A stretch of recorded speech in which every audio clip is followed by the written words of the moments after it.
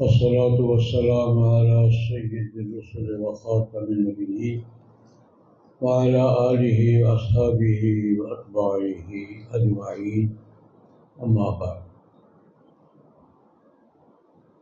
قرآن کریم میں صلہ رحمی کو نیکیوں میں بڑی نیکیوں میں شمار کیا گیا ہے اور قطع رحمی کو بڑے گناہوں میں شمار کیا گیا۔ صلہ رحمی کا مطلب رشتوں کو، تعلقات کو جوڑ کر رکھنا، قائم رکھنا، ان کا احترام کرنا، اور قطع رحمی کا مطلب آپس کے تعلقات، رشتہ داریوں کو توڑ دینا، خیال نہ کرنا، احترام نہ کرنا۔ صلہ رحمی بڑی عبادات میں سے اور قطع رحمی بڑے گناہوں۔ قرآن پاک میں بھی اس کی مختلف مقامات کی وضاحت ہے اور احادیث مبارکہ میں بھی حضور نے فرمایا۔ اس کا ایک تو ترتیب ہے تعلقات میں۔ جناب نبی کریم صلی اللہ علیہ وسلم سے کئی بار پوچھا گیا اور قرآن پاک میں بھی یہ ترتیب بیان فرمائی ہے۔ سب سے پہلے ماں باپ، اولاد، ماں باپ، خاندان جس کو فیملی کہتے ہیں۔ اس کے بعد دوسرا درجہ ہے رشتہ داروں کا۔ پہلا دائرہ ماں باپ، اولاد، اس کو اہل کہتے ہیں، خاندان والے کو۔ دوسرا دائرہ رشتہ داروں کا، ذوی القربیٰ۔ تیسرا دائرہ پڑوسیوں کا، ان کو بھی خاص دائرہ شمار کیا ہے کہ پڑوسیوں کے ساتھ حسن سلوک۔ اور چوتھا دائرہ عام سوسائٹی۔ یہ تو چار درجے ہیں۔ سب سے پہلا حق ماں باپ کا ہے، بلکہ قرآن کریم میں ایک جگہ نہیں، دو تین جگہ اللہ رب العزت نے ماں باپ کا ذکر اپنے ذکر کے بعد کیا۔ انشکر لی ولوالدیک، میرے شکر گزار بنو اور اپنے ماں باپ کے شکر گزار۔ سب سے بڑا حق ماں باپ کا، پھر گھر کے افراد کا، پھر رشتہ داروں کا، پھر پڑوسیوں کا۔ پڑوسیوں کا بھی جناب نبی کریم صلی اللہ علیہ وسلم نے ارشاد فرمایا ہے، ما زال جبریل یوصینی فی الجار حتی ظننت انہ سیورث۔ جبریل علیہ السلام مجھے پڑوسیوں کے بارے میں اتنی بار کہتے رہے، مجھے خیال ہوا کہ کہیں پڑوسی کو وراثت میں حصہ دار نہ بنا دیا جائے۔ اور پھر عام یہ تو دائرے ہیں۔ تعلقات کے بھی دائرے بیان کرنا ہے۔ پہلی بات تو یہ کہ ان کی ضروریات کا خیال رکھنا، ضرورت کے وقت ایک دوسرے کی ضرورت کے کام آنا، خوشی غمی میں شریک ہونا اور ان پر خرچ کرنا۔ اسے بھی اللہ رب العزت نے حقوق میں شمار، آت ذی القربی حقہ والمسکین وابن السبیل ولا تبذر تبذیرا، کہ رشتہ داروں کو، مسکینوں کو ان کا حق دو۔ یعنی اگر تم آپ خرچ کرتے ہیں، یہ ان پر احسان نہیں ہے، ان کا حق ہے۔ آت ذی القربی، قریبی رشتہ دار کو اس کا حق دو۔ پر مساکین، مسکینوں کو، مسافروں کو، سوسائٹی کے نادار لوگوں کو، اس کو اللہ رب العزت نے حق قرار دیا ہے۔ بلکہ یہاں تک فرمایا ہے کہ اگر کسی پر خرچ کیا تو جتلاؤ بھی نہیں، صدقہ برباد ہو جائے گا، نیکی ضائع ہو جائے گا۔ تو رشتہ دار، ایک حق یہ ہے کہ ان پر خرچ کیا جائے، خوشی غمی میں شریک ہوا جائے، ان کی ضروریات کا خیال رکھا جائے، اور یہ پہلا حق ہے۔ خاندان کا بھی، پڑوسیوں کا بھی۔ ایک حدیث میں نبی کریم صلی اللہ علیہ وسلم نے یہ بھی ارشاد فرمایا، لا یؤمن الذی یبیت شبعان وجارہ جائع فی جنبہ وہو یعلم۔ وہ آدمی مومن کہلانے کا حقدار نہیں ہے جو خود تو پیٹ بھر کے رات کو سویا ہے، کھا کے سویا ہے، اور پڑوسی بھوکا سویا ہے اور اس کو معلوم ہے کہ پڑوسی بھوکا ہے۔ وہو یعلم، یہ حق بیان ہے۔ اس کے بعد سوسائٹی کے لوگ، پہلی بات کہ ان کا خرچ کرنا۔ دوسرے نمبر پر امر بالمعروف نہی عن المنکر کو بھی نبی کریم صاحب نے حقوق میں شمار کیا۔ امر بالمعروف نہی عن المنکر کا سادہ سا معنی یہ ہے کہ ایک دوسرے کا خیال رکھیں، کسی کو غلطی کرتے دیکھے سمجھا دے یار یہ بات غلط ہے، کسی کو نیکی میں کمزور دیکھے تو سمجھا دے یار نماز کی پابندی کرو، قرآن پاک پڑھا کرو۔ امر بالمعروف نہی عن المنکر کا سادہ سا معنی یہ ہے ایک دوسرے کے دینی حالت کا خیال رکھنا چاہیے۔ اگر کسی کو غلطی کرتے دیکھ کر سمجھا دے آرام سے بھائی یہ غلط کام ہے کرنا چاہیے۔ کسی نیکی کے کام میں کمزور دیکھ رہا ہے نماز کی پابندی سمجھا دے نماز پڑھا کرو، روزے رکھو یار۔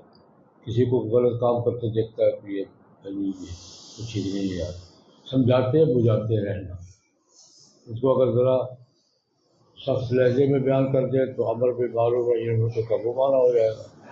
ذرا ڈھیلے لہجے میں بیان کرے تو ایک دوسرے کی حالت کا خیال رکھنا، نیکی کی تلقین کرنا، گناہ سے روکنا، یہ دوسرے نمبر۔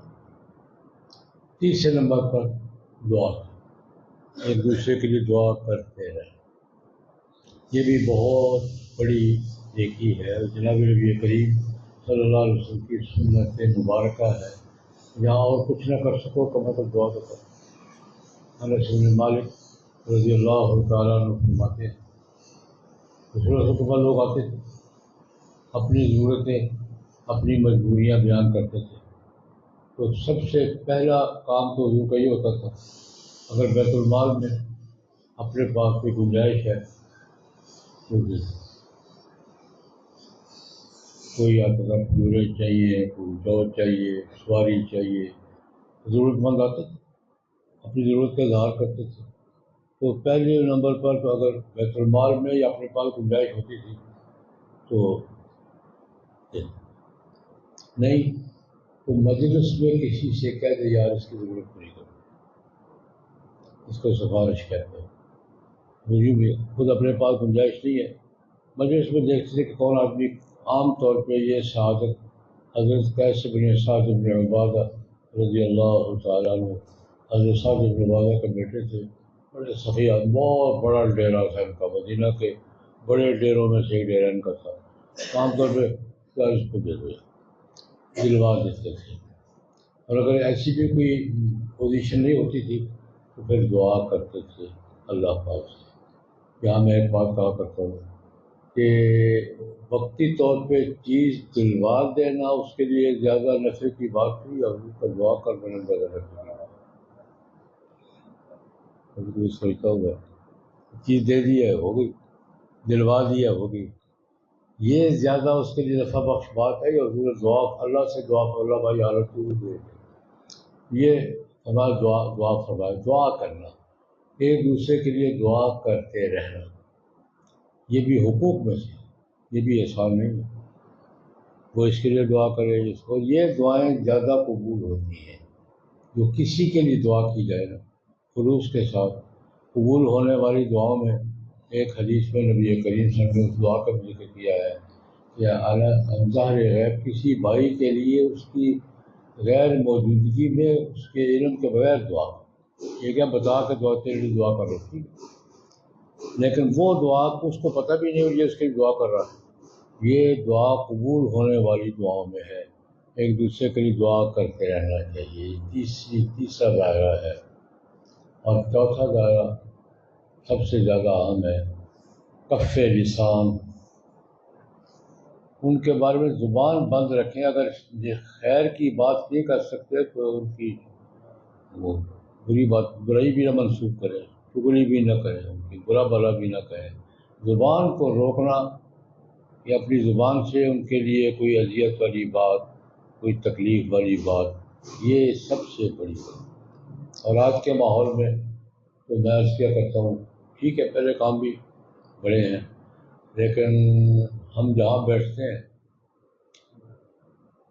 کوئی نہ کوئی موضوع بن جاتا ہے، اور ایک بات ہے کہ مجلس لگی ہوئی ہے، جو نہیں ہے وہ موضوع بنتا ہے۔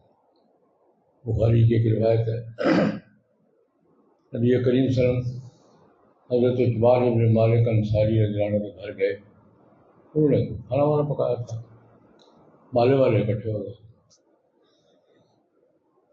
اب جب اکٹھے ہوتے ہیں تو اچھی خاصی مجلس جم گئی۔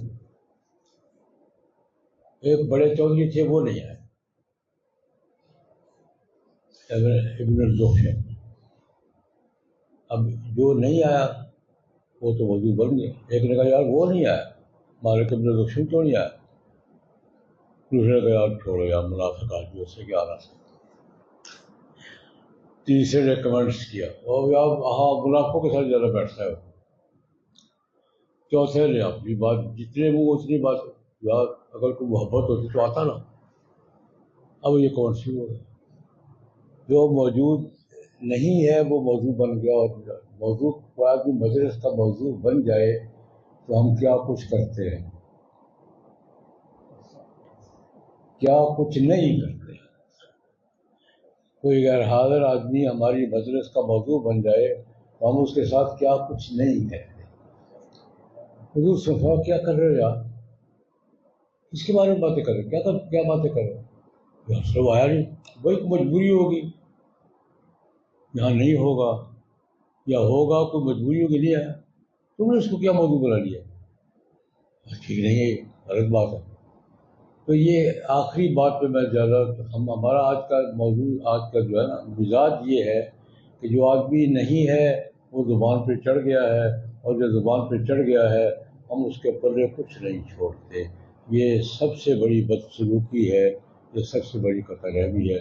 میں نے گزارش کی کہ آپس کے تعلقات کو قائم رکھنا، تعلقات کا احترام کرنا، ایک دوسرے کی ضرورتوں میں کام آنا، ایک دوسرے کے لیے خیر خواہی کرنا، ایک دوسرے کے لیے دعا کرنا، اور سب سے آخری اور سب سے بڑی، ایک دوسرے کو اپنی زبان کے شر سے بچانا، یہ بھی بڑی نیکی ہے۔ اللہ پاک ہمیں توفیق عطا فرمائے۔ میرے چھوٹے بھائی مولانا فیروز خان قارن جمعہ والے دن انتقال فرما گئے۔ عالم دین تھے، بڑے عالم تھے، ساری زندگی پڑھتے پڑھاتے گزر گئی ہے، تعلیمی دنیا کے آدمی تھے۔ 73 سال کی عمر میں جمعہ والے دن کا انتقال ہوا ہے۔ آپ سب ذرا دعا فرمائیں، اللہ پاک ان کی مغفرت فرمائے۔ الحمدللہ رب العالمین، والصلاۃ والسلام علی سید الرسول وخاتم النبیین وعلی آلہ وصحبہ اجمعین۔ ہمارے تمام مرحومین مرحومات کی مغفرت فرما۔ مولانا فیروز قارن میرے بھائی دنیا سے چلے گئے، مولا کریم ان کی نیکیاں قبول فرما، غلطیوں سے درگزر فرما، آخرت کی منزلیں آسان فرما، نبی کریم صلی اللہ علیہ وسلم کی شفاعت نصیب فرما، حضور کے مبارک ہاتھوں سے جامع کوثر نصیب فرما، جنت الفردوس کا اعلیٰ مقام عطا فرما، ہم سب کو خیر کی زندگی عطا فرما، برکت کی زندگی عطا فرما، نیکی کی زندگی عطا فرما، اور ایمان پر خاتمہ نصیب فرما۔ ربنا تقبل منا انک انت السمیع العلیم وتب علینا انک انت التواب الرحیم، وصلی اللہ تعالی علی خیر خلقہ محمد وآلہ وأصحابہ وأتباعہ اجمعین برحمتک۔